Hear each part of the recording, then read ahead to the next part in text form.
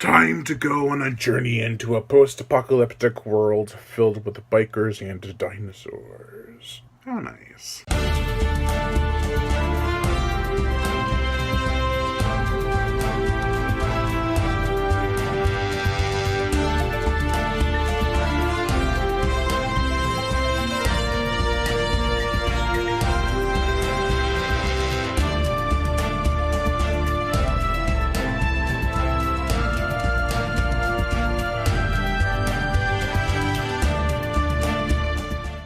Flux, the 2017 novel by Chris McKinley. This is the second book of McKinley's I read, and it did not disappoint. The plot. In need of supplies, a team of 6 head into the jungles of a destroyed city. After a few brutal attacks, the team comes across a hospital where they can gather supplies. However, things just get worse for these characters as time goes on. Originally, I was thinking of giving this book a lower score than what I eventually will give it. Then I realized I was enjoying the hell out of it, and my opinion changed. Personally, the idea that the background story of this now post-apocalyptic world is told in passing was something I actually liked. We don't need to know every detail and have them explained to us throughout the book. Here's what happened. Here's how it affected the world we once knew. Here's how we deal with it. It is something I'd prefer more stories do, which in turn would make the book not drag with pacing issues. There's some solid humor in this book. Sarcasm is abound, and it works. Something I wasn't expecting was what I like to call the aliens treatment, where you start off with a good number of characters, and then a bunch die and you're left with a smaller group that have to now work twice as hard to try and survive due to the low numbers. We do start off with 6 characters that rather quickly turns to 3. I won't spoil who dies, but will say their deaths are not meaningless, much like in Aliens,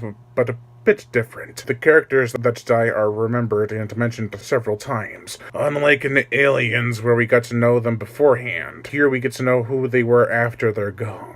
Con and Lex are the characters that put up the most fight. And no, not the same Lex as the one from Jurassic Park, so get your fan theories out of here. Anyway, I rooted for their mission, and when everything started getting crazy, I was worried for their survival. There is some influence from Jurassic World in here. I will not spoil too much, but let us just say a certain type of dinosaur is orphaned and adopted by one of the characters. That probably spoils more than I was hoping, but there is more to it than just that. While not giving up on the roots of the post-apocalyptic subgenre, there are human baddies as well. We get mean bikers and brute mutant savages. While they do not take up a bulk of the story, they are still in it enough to pose as a threat. As for the dinosaurs, we get tons of creatures. Dire wolves, G-Rex, Megalania, Thiacoleo Carnifex, Utahraptor, and some more. Lots of fun scenes with the carnage and fights galore. The gore! This book is pretty savage.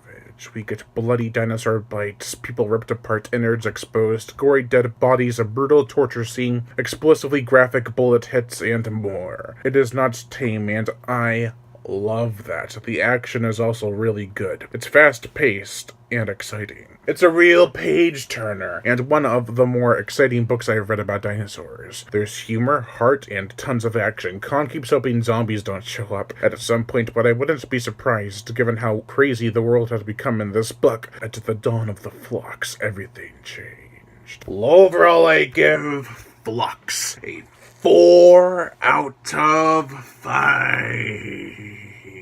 I'm Brian Gatto, host of Horror Show Entertainment. Make sure to like my Facebook page in the description below to leave comments and subscribe.